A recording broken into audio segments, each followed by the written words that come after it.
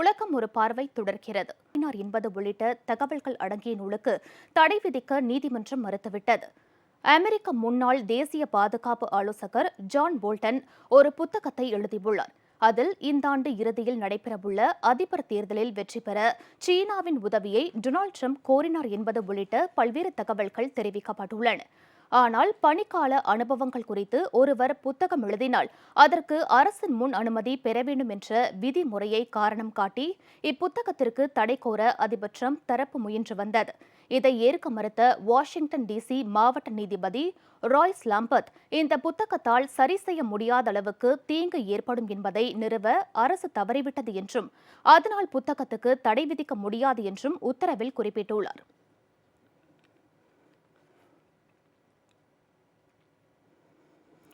இந்தோனேஷியாவின் மெராபி எரிமலை 2 முறை வெடித்து சிதறி 6000 மீட்டர் உயரத்துக்கு சாம்பலை வெளியேற்றியது. இந்தோனேஷியாவின் ஜாவா தீவில் சோலோ நகருக்கு அருகில் அமைந்துள்ள இந்த எரிமலை கடந்த சில நாட்களாகவே உருமிக் கொண்டிருந்தது. இந்நிலையில் இன்று காலையில் 2 முறை பயங்கர வேகத்துடன் சாம்பலை வெளியேற்றியது. வேகமாக மேலே பீச்சி அடிக்கப்பட்ட சாம்பல் 6000 மீட்டர் உயரத்துக்கு காற்றில் பறந்தது. எரிமலை வெடித்ததில் பாதிப்புகள் இருப்பதாக எந்த தகவலும் வெளியாகவில்லை. தொடர்ந்து எரிமலையின் நிலை குறித்து உன்னிப்பாக கவனித்து வருவதாக இந்தோனேஷிய அரசு அறிவித்துள்ளது. கடந்த மார்ச் மாதம் எரிமலை வெடித்து சிதறிய பின் அதை சுற்றிலும் குறைந்தது 3 கிலோமீட்டர் தொலைவுக்கு யாரும் செல்ல வேண்டாம் என அரசு ஏற்கனவே எச்சரிக்கை விடுத்துள்ளது.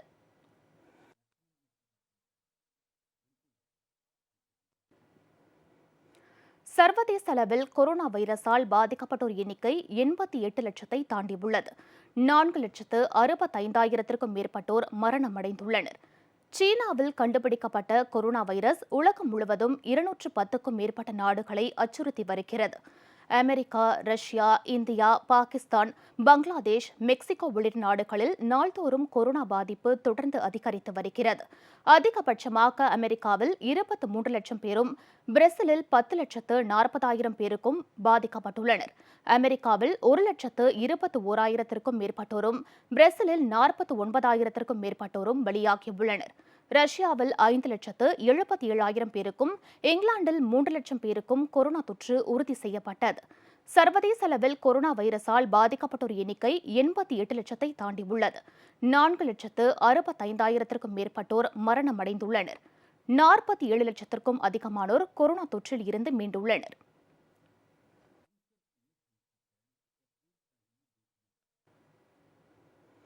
ஜூலை 1ஆம் தேதியன்று அனைத்து விமான நிலையங்களும் திறக்கப்படும் என எகிப்து அறிவித்துள்ளது.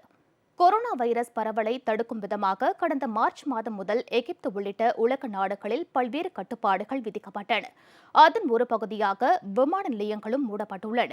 இந்நிலையில் அடுத்த மாதம் 1ஆம் தேதியன்று அனைத்து விமான நிலையங்களும் மீண்டும் திறக்கப்பட்டு வழக்கமான போக்குவரத்து தொடங்கப்படும் என எகிப்து அரசு அறிவித்துள்ளது.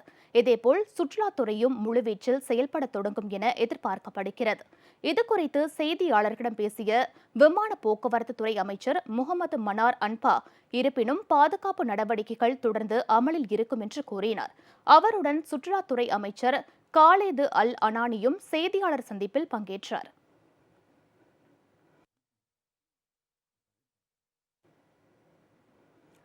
பணியாளர்களுக்கு கொரோனா வைரஸ் பாதிப்பு ஏற்பட்டதை தொடர்ந்து பொலிவியாவின் மிகப்பெரிய மருத்துவமனை ஒன்று தற்காலிகமாக மூடப்பட்டது. லாபாஸ் நகரில் அமைந்துள்ள டொராக்ஸ் மருத்துவமனை நாட்டின் மிகப்பெரிய மருத்துவமனைகளில் ஒன்றாகும். இங்கு பணியாற்றும் 7 பேருக்கு கொரோனா வைரஸ் பாதிப்பு கண்டறியப்பட்டது. மேலும் பலருக்கு நோய் தொற்று ஏற்பட்டிருக்கும் என அஞ்சப்படுகிறது. இதனால் பணியாளர்கள் அனைவரும் சோதனைக்கு உட்படுத்தப்பட்டனர். இதற்கிடையே பணியாளர்களுக்கு கொரோனா வைரஸ் பாதிப்பு காரணமாக மருத்துவமனை தற்காலிகமாக மூடப்படுவதாக அறிவிக்கப்பட்டுள்ளது. போதுமான மருத்துவ பாதுகாப்பு உபகரணங்கள் அளிக்கப்படவில்லை என்ற புகார் தொடர்ந்து எழுப்பப்பட்டு வந்த நிலையில் இதுபோல் மருத்துவ பணியாளர்கள் கொரோனா வைரஸ் பாதிப்புக்கு ஆளாகினர்.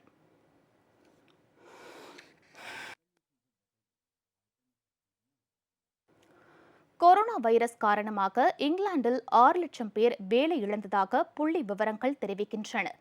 கொரோனா வைரஸ் வேகமாக பரவியதால் உலகம் முழுவதும் பல்வேறு பாதுகாப்பு நடவடிக்கைகள் மேற்கொள்ளப்பட்டன. நாடு தழுவிய ஊரடங்கு நடவடிக்கைகளால் தொழிற்சாலைகள் மூடப்பட்டன, உற்பத்தி குறைந்தது. இது பெரிய அளவிலான பொருளாதார பாதிப்பை ஏற்படுத்தியது. ஒவ்வொரு நாட்டிலும் வேலை இழப்பு உள்ளிட்ட பிரச்சினைகளை பொதுமக்கள் எதிர்கொள்ளும் நிலையில் வறுமையின் பிடியில் சிக்கி தவிக்கும் நாடுகளில் ஏராளமானோர் உணவின்றி தவிக்கும் நிலை காணப்படுகிறது. இந்நிலையில் இங்கிலாந்து நாட்டில் 6 லட்சம் பேருக்கு மேற்பட்டோர் வேலை இழந்துள்ளதாக தற்போதைய தகவல்கள் தெரிவிக்கின்றன. இதற்கிடையே பொருளாதாரத்தை சரி செய்யவும் நிறுவனங்கள் மீண்டும் முழு அளவில் இயங்கவும் தேவையான உதவிகளை அளிக்க தயாராக இருப்பதாக பிரதமர் போரிஸ் ஜான்சன் அறிவித்துள்ளார்.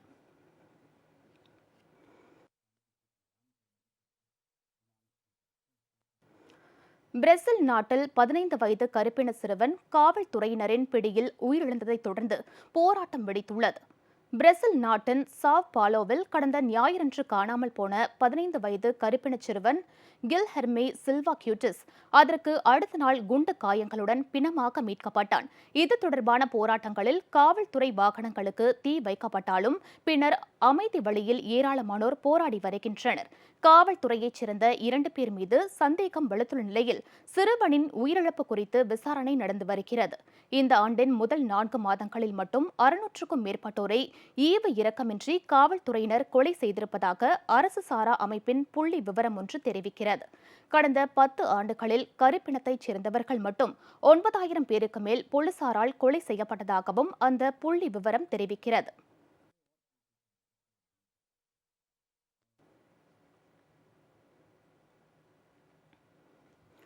காவல்துறையில் பல்வேறு மாற்றங்களுடன் கூடிய நிர்வாக உத்தரவை அமெரிக்க அதிபர் டொனால்டு டிரம்ப் பிறப்பித்துள்ளார். அமெரிக்காவில் போலீஸ் பிடியில் கருப்பின நபர் ஜார்ஜ் ஃபிளாய்ட் உயிரிழந்ததைத் தொடர்ந்து நாடு முழுவதும் போராட்டங்கள் வெடித்தன. இப்போராட்டங்கள் ஐரோப்பா, ஆப்பிரிக்கா மற்றும் ஆஸ்திரேலியா வரை பரவின. இந்நிலையில் காவல்துறையினரின் அத்துமீறல்களை குறைக்கும் வகையிலான சட்டம் இயற்ற பல்வேறு தரப்பில் இருந்து வலியுறுத்தப்பட்ட பின் தற்போது அமெரிக்க அதிபர் டொனால்டு டிரம்ப் ஒரு நிர்வாக உத்தரவை பிறப்பித்துள்ளார். காவல்துறையில் பணியாற்றுபவர்களில் தேவையின்றி அத்துமீறும் அதிகாரிகளை கண்டுபிடித்து நடவடிக்கை எடுப்பது உள்ளிட்ட சீரமைப்பு விதிகள் அதில் இடம்பெற்றுள்ளன. அதேபோல் உயிர்கொல்லி ஆயுதங்களை சட்டப்படி பயன்படுத்தும் இடங்களை தவிர பிற நேரங்களில் போலீசார் பிடிக்கும் நபரின் கழுத்தை நெரிப்பதற்கும் தடை விதிக்கப்பட்டுள்ளது.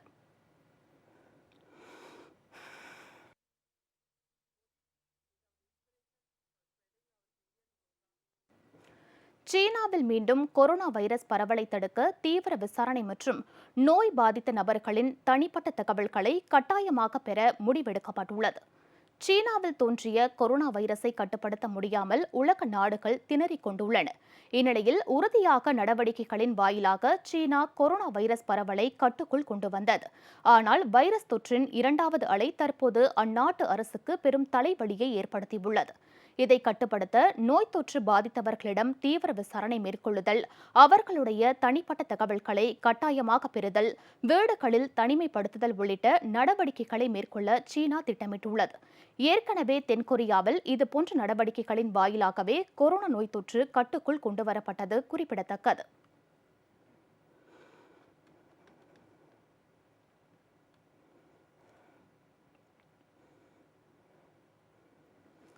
சீனாவில் கொரோனா வைரஸ் தடுப்பு மருந்துகள் 2ஆம் கட்ட பரிசோதனைக்கு தயாராக இருப்பதாக விஞ்ஞானிகள் அறிவித்துள்ளனர். உலகம் முழுவதும் கொரோனா வைரஸ் பரவி வரும் நிலையில் நோய் பாதிப்பு ஏற்பட்டவர்களுக்கு நோயை குணப்படுத்த எந்த மருந்து பயனுள்ளதாக இருக்கிறது என்ற கேள்விக்கு இன்னும் தெளிவான பதில் கிடைக்கவில்லை. இருப்பினும் பலவிதமான முயற்சிகள் உலகமெங்கும் மேற்கொள்ளப்பட்டதுடன் தனியாக ஒரு மருந்தை கண்டுபிடிக்க விஞ்ஞானிகள் தீவிர முயற்சி எடுத்து வருகின்றனர். இந்நிலையில் தடுப்பு மருந்துகள் கண்டுபிடிக்கும் முயற்சியும் ஒரு புறம் நடந்து கொண்டிருக்கிறது.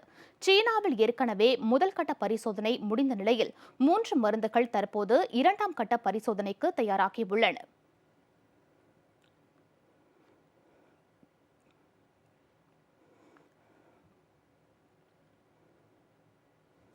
சீன தலைநகர் பெய்ஜிங்கில் கொரோனா வைரஸ் பரிசோதனைக்காக ஏராளமானோர் வரிசையில் காத்திருக்கும் நிலை ஏற்பட்டுள்ளது.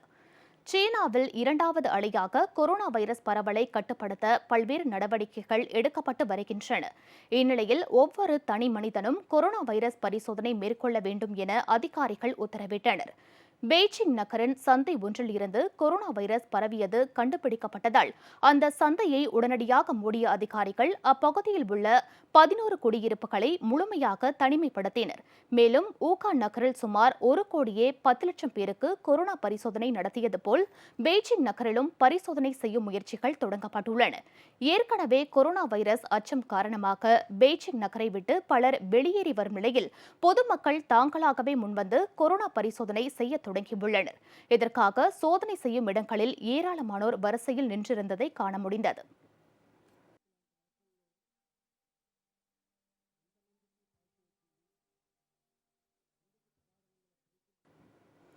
ஈக்வெடார் நாட்டில் இனப்பெருக்க திட்டத்தின் கீழ் கலாபாகோஸ் காடுகளில் வளர்க்கப்பட்ட 15 ஆமைகள் மீண்டும் எஸ்பனாலோ தீவில் விடப்பட்டன.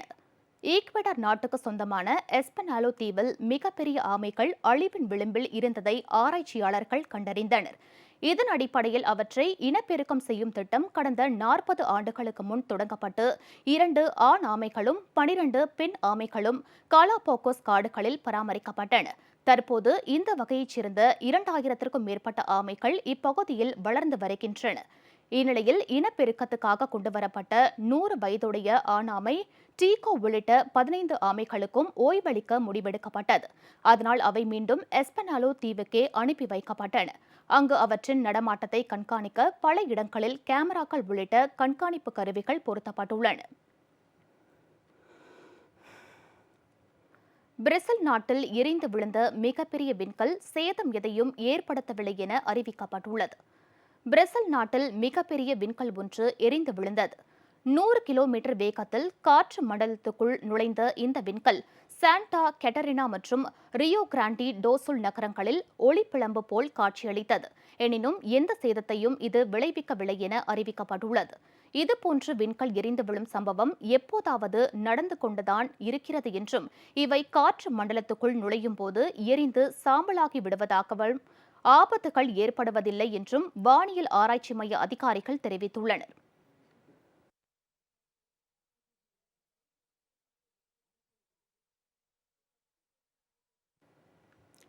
கொலம்பியாவில் கொக்கைன் என்ற போதைப் பொருள் பயிரிடும் நிலப்பரப்பு குறைந்துள்ள போதிலும் உற்பத்தி அதிகரித்திருப்பதாக தகவல்கள் வெளியாகியுள்ளன.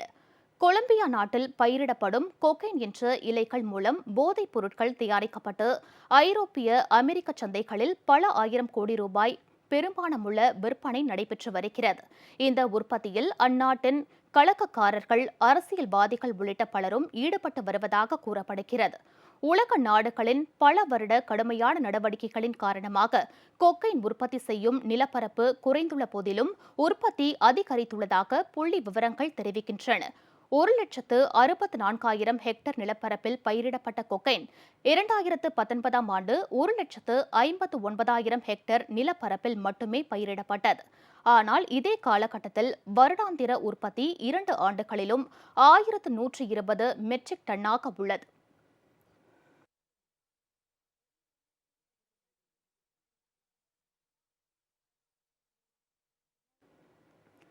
பெருநாட்டின் சுற்றுலா தலங்களுக்கு மீண்டும் ஜூலை 1 தேதியன்று பொதுமக்களை அனுமதிக்க முடிவெடுக்கப்பட்டுள்ளது. பெருநாட்டின் ஆண்டஸ் மலைத்தொடரில் ஏராளமான உலக புகழ்பெற்ற சுற்றுலா தலங்கள் உள்ளன. இவற்றில் மச்சு பிக்சு தலமும் இடம்பெற்றுள்ளது. உலகின் மிக உயரிய இடத்தில் மலைப்பாங்கான இந்த சுற்றுலா தலம் கொரோனா வைரஸ் ஆபத்து காரணமாக கடந்த சில மாதங்களாக செயல்படாமல் உள்ளன. சுற்றுலா பயணிகள் யாரும் இப்பகுதிக்கு அனுமதிக்கப்படுவது இல்லை. இந்நிலையில் அடுத்த மாதம் 1ஆம் தேதியில் இருந்து இப்பகுதிகளுக்கு சுற்றுலா பயணிகளை அனுமதிக்க பெருநாடு முடிவெடுத்துள்ளது. யுனெஸ்கோ அங்கீகாரம் பெற்ற இத்தலத்திற்கு வரும் சுற்றுலா பயணிகள் அனைவரும் கொரோனா வைரஸ் பாதுகாப்பு நடவடிக்கைகளை பின்பற்ற வேண்டும் என்று பெரு அறிவித்துள்ளது. பெருவில் இதுவரை 2,50,000 பேர் கொரோனா நோய் தொற்றுக்கு ஆளாகியுள்ளனர் என்பது குறிப்பிடத்தக்கது.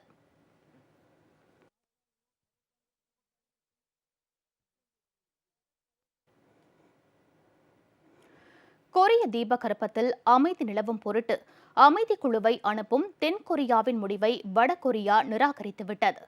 தென்கொரியாவின் புதிய அதிபராக 2017ஆம் ஆண்டு பதவியேற்ற மூன் ஜே-இன் இரு கொரிய நாடுகளுக்கு இடையே நல்லுறவை மேம்படுத்த பல்வேறு நடவடிக்கைகளை தொடங்கினார். இதன் அடிப்படையில் வடகொரியாவுக்கு பயணம் மேற்கொண்ட அவருக்கு அதிபர் கிம் ஜோங் உன் சிறப்பான வரவேற்பு அளித்தார். இருப்பினும் அமெரிக்காவின் ஆதரவுடன் தென்கொரியா செயல்பட்டு வருவதற்கு வடகொரியா எப்போதும் எதிர்ப்பு தெரிவித்து வருகிறது. தென்கொரியாவில் முகாமிட்டுள்ள அமெரிக்க படைகள் அனைத்தும் அங்கிருந்து வெளியேறினால்தான் அந்நாட்டுடன் வடகொரியாவின் நல்லுறவு தொடங்கும் என்பதே அந்நாட்டின் முடிவாக இருக்கிறது. இந்நிலையில் தற்போதைய பதற்றத்தை தணிக்க சிறப்பு அமைதிக்குழுவை வடகொரியாவுக்கு அனுப்ப தென்கொரியா விருப்பம் தெரிவித்தது. ஆனால் அதை அதிபர் கிம் ஜோங் உன் நிராகரித்துவிட்டார்.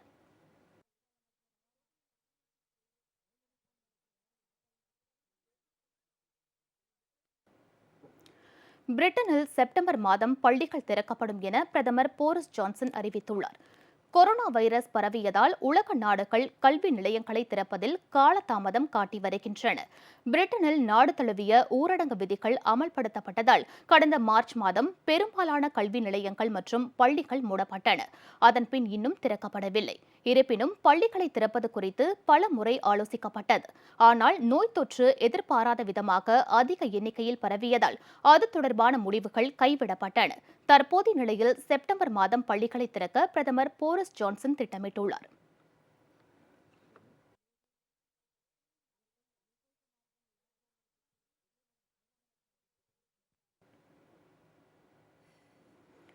உணவு பாதை வழியாக கொரோனா வைரஸ் பரவும் அபாயம் இருப்பதாக எந்த ஆதாரமும் இல்லை என சீன மருத்துவர்கள் அறிவித்துள்ளனர். மூச்சு குழாய் மற்றும் தொண்டை பகுதியில் மட்டுமே கொரோனா வைரஸ் இருக்கும் என்றும் அது சளி, இருமல், தும்மல் மூலம் மட்டுமே பரவும் என்றும் ஏற்கனவே விளக்கம் அளிக்கப்பட்டுள்ளது. இருப்பினும் உணவுப் பொருட்கள் மற்றும் கழிவறைகள் மூலம் கொரோனா வைரஸ் பரவும் என்று செய்திகள் வெளியாகின. இந்நிலையில் உணவு பாதை மூலம் கொரோனா வைரஸ் பரவும் ஆபத்து இல்லை என்றும், இருப்பினும் இறைச்சி உள்ளிட்ட உணவுப் பொருட்களை வாங்கும்போது அவை சுகாதார முறைப்படி உள்ளனவா என்பதை கண்காணிக்க வேண்டும் என்றும் சீன மருத்துவர்கள் அறிவுறுத்தியுள்ளனர். அதேபோல் வெளியில் வாங்கும் உணவுப் பொருட்களை சமைக்கும் முன் கைகளை நன்றாக கழுவ வேண்டும் என்றும் அவற்றை கையாண்ட பின்பும் அதில் கவனம் செலுத்த வேண்டும் என்றும் அறிவுறுத்தப்பட்டுள்ளது.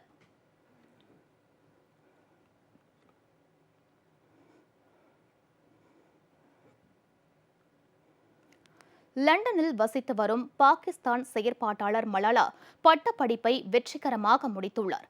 பாகிஸ்தானில் பெண்கள் கல்வி கற்க உரிமை இல்லை என சில அடிப்படைவாத அமைப்புகள் மிரட்டி வருகின்றன.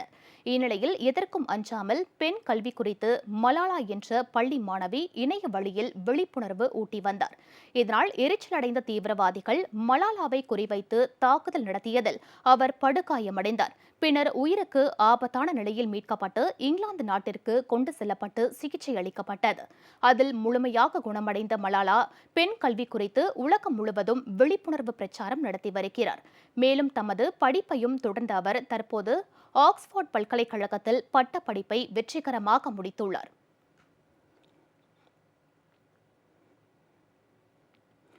உலக நாடுகளில் போலீசாருக்கு எதிராக போராட்டங்கள் நடப்பது தங்களை சோர்வடைய செய்திருப்பதாக கூறும் பெல்ஜியம் காவல் அதிகாரிகள் கை விலங்குகளை தெருவில் எறிந்து போராட்டம் நடத்தினர். கருப்பினத்தவர்களுக்கு எதிராக நிறவெறியுடன் அமெரிக்க போலீசார் நடந்து கொள்வதாக குற்றம் சுமத்தி அமெரிக்காவில் நாடு முழுவதும் போராட்டங்கள் நடந்து வருகின்றன. காவல்துறையினரின் பிடியில் கருப்பினத்தைச் சேர்ந்த ஜார்ஜ் ஃபிளாய்ட் என்பவர் உயிரிழந்ததை அடுத்து தொடங்கிய இப்போராட்டங்கள் உலகம் முழுவதும் பரவியுள்ளன.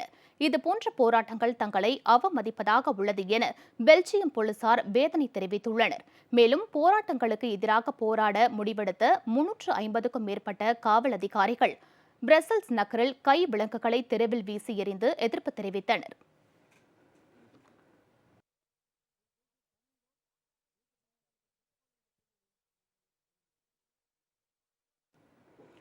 மெக்சிகோவில் கொரோனா வைரஸ் அச்சம் காரணமாக இளம் தம்பதியினர் வீட்டிலேயே குழந்தை பெற்றுக் கொண்டனர்.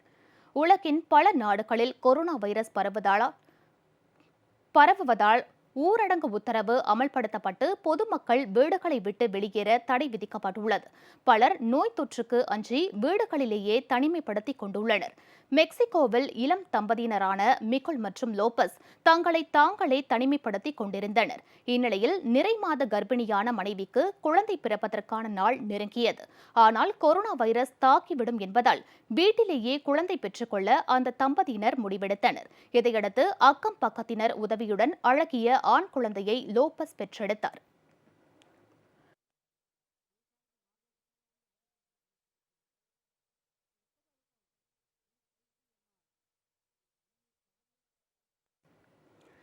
இரண்டு மாத இடைவெளிக்கு பின்னர் அமெரிக்காவுடனான விமான போக்குவரத்தை துருக்கி தொடங்கியது. துருக்கியில் கொரோனா வைரஸ் பாதிப்புகள் பெரிய அளவில் இல்லாத நிலையில் தொடக்கத்தில் அந்நாட்டு அரசு போதுமான பாதுகாப்பு நடவடிக்கைகளை எடுக்கவில்லை. ஆனால் தொடர்ந்து பாதிப்புகள் அதிகமானதால் ஊரடங்கு உத்தரவு உள்ளிட்ட சில நடவடிக்கைகளை அந்நாட்டு அரசு மேற்கொண்டது. அதுவும் வார இறுதி நாட்களில் பெருநகரங்களில் மட்டுமே பாதுகாப்பு நடவடிக்கைகளை மேற்கொண்டதால் கொரோனா வைரஸ் பாதிப்பு வெகு வேகமாக பரவத் தொடங்கியது. இதன் அடிப்படையில் மேற்கொள்ளப்பட்ட நடவடிக்கைகளில் ஒன்றாக அமெரிக்காவுடனான விமான போக்குவரத்தை துருக்கி அரசு தற்காலிகமாக ஒத்திவைத்தது. தற்போது மீண்டும் விமான போக்குவரத்து தொடங்கப்பட்டுள்ளது. இதற்கிடையே ஜப்பான் நாட்டின் உதவியுடன் பல்வேறு வசதிகள் அடங்கிய மருத்துவமனைகளை துருக்கி அரசு கட்டியுள்ளது குறிப்பிடத்தக்கது.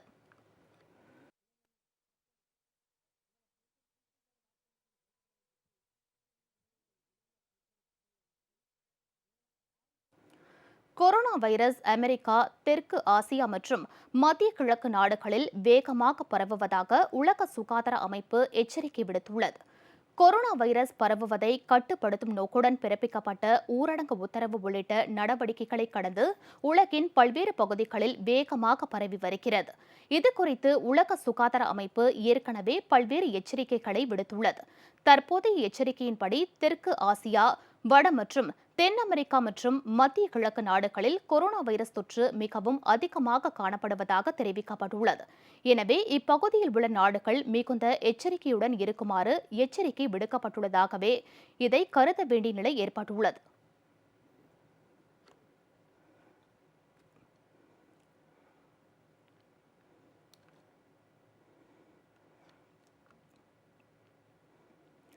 சமூக இணையதளமான ஃபேஸ்புக் அமெரிக்க அதிபர் டொனால்டு டிரம்பின் பதிவுகள் பாசிச சிந்தனையை வெளிப்படுத்துவதாக கருத்து தெரிவித்துள்ளது. இந்த ஆண்டின் இறுதியில் அமெரிக்க அதிபர் தேர்தல் நடைபெறவுள்ளது. இதுகுறித்த பரபரப்புகளை தற்போதைய அதிபர் டொனால்டு டிரம்ப் ஏற்கனவே தொடங்கியுள்ளார். இதற்காக சமூக வலைதளங்களையும் அவர் பயன்படுத்தி வருகிறார். இந்நிலையில் உலகின் மிகப்பெரிய அளவில் பயன்படுத்தப்படும் சமூக வலைதளமான ஃபேஸ்புக் டிரம்பின் பதிவுகளுக்கு முன்பாக சிவப்பு நிறத்தில் தலைகீழான முக்கோண வடிவம் உள்ளிட்ட பல அடையாளங்களை பதிவிட்டு வருகிறது. இந்த அடையாளங்கள் அனைத்தும் ஃபேஸ்புக்கின் விதிமுறைகளை மீறும் பதிவுகள் என்பதை சுட்டிக்காட்டவும் இனவெறி உள்ளிட்ட பல்வேறு பாசிச சிந்தனைகளின் வெளிப்பாடான பதிவுகளை சுட்டிக்காட்டவும் பயன்படுகின்றன. எனவே அமெரிக்க அதிபர் டொனால்டு டிரம்பின் பதிவுகள் மற்றும் விளம்பரங்கள் ஏதாவது ஒரு வகையில் ஃபேஸ்புக்கின் சட்டத்திட்டங்களை மீறும் நிலையில் இதுபோன்ற அடையாளங்கள் இடம்பெறும் என திட்டவட்டமாக தெரிவிக்கப்பட்டுள்ளது.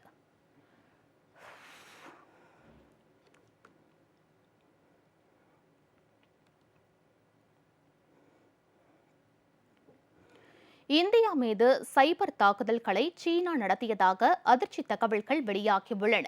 இந்திய சீன எல்லைப் பகுதியில் நடந்த மோதல்கள் உலகளவிலான கவனத்தை ஈர்த்துள்ளன. இந்நிலையில் அதற்கு அடுத்தபடியாக இந்தியா மீது சைபர் தாக்குதலை சீனா தொடுத்ததாக தகவல்கள் வெளியாகியுள்ளன. இந்தியாவை சார்ந்துள்ள சமூக வலைதளங்கள் மற்றும் பல்வேறு முக்கிய இணையதளங்களின் மீது இத்தாக்குதல் தொடுக்கப்பட்டதாக செய்திகள் வெளியாகின. இதில் அரசுக்கு சொந்தமான இணையதளங்கள் மற்றும் வங்கி கணக்குகளை பராமரிக்கும் இணையதளங்களும் அடங்கும். இத்தாக்குதல்களை சீன ராணுவத்தில் பணியாற்றும் இணையதள வல்லுநர்கள் நடத்தியதாக நம்பப்படுகிறது. இது தொடர்பாக 50க்கும் மேற்பட்ட சீன செயலிகள் அபாயகரமானவை என இந்தியா கண்டறிந்துள்ளது. டிக்டாக் உள்ளிட்ட செயலிகள் பாதுகாப்பு அச்சுறுத்தல் உடைய தகவல்களை இந்தியாவுக்கு வெளியில் கடத்துவதாகவும் தற்போது கண்டறியப்பட்டுள்ளது.